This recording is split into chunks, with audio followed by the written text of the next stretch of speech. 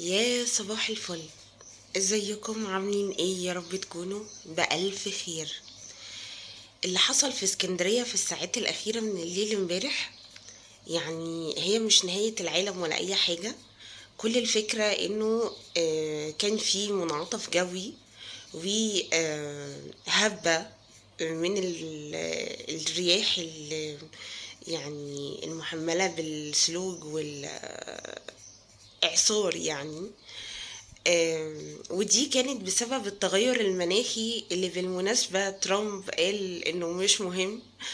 فمن الواضح ان احنا الفترة اللي جاية هنشهد حاجات زي دي بسبب التغير المناخي. ويمكن كان من فترة التلفزيون المصري مصور اعلان كان بيتكلم فيه عن انه الفترة اللي جاية او السنين اللي جاية بسبب التغيير المناخي على سطح الكرة الأرضية كلها، انه مثلا هنلاقي انه مصر عادي ممكن نبقى بنلبس فيها حاجات زي اللي بنشوفها كده في السكيمو والكلام ده يعني. و هيبقى فيه تلج وهيبقى فيه هطول أمطار بشكل كبير يعني. ف سبحان الله، يعني دي كلها ظواهر جوية طبيعية مفيش منها أي قلق، ولكن شدتها دي بسبب التغير المناخي اللي بيحصل على كوكب الأرض. فربنا يسلم.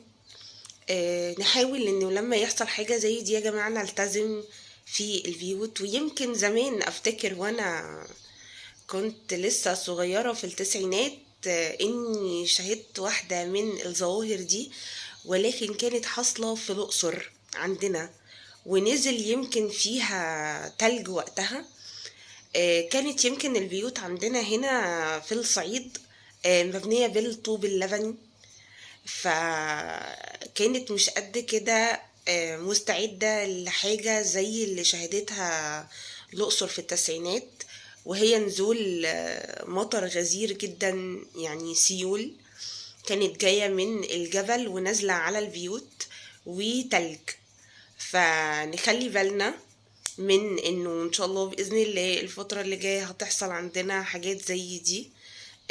نحاول نأمن نفسنا كويس ونكون مستعدين لظواهر زي دي هتحصل تاني، وإن شاء الله خير.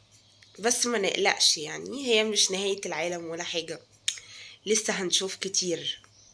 يلا، السلام عليكم.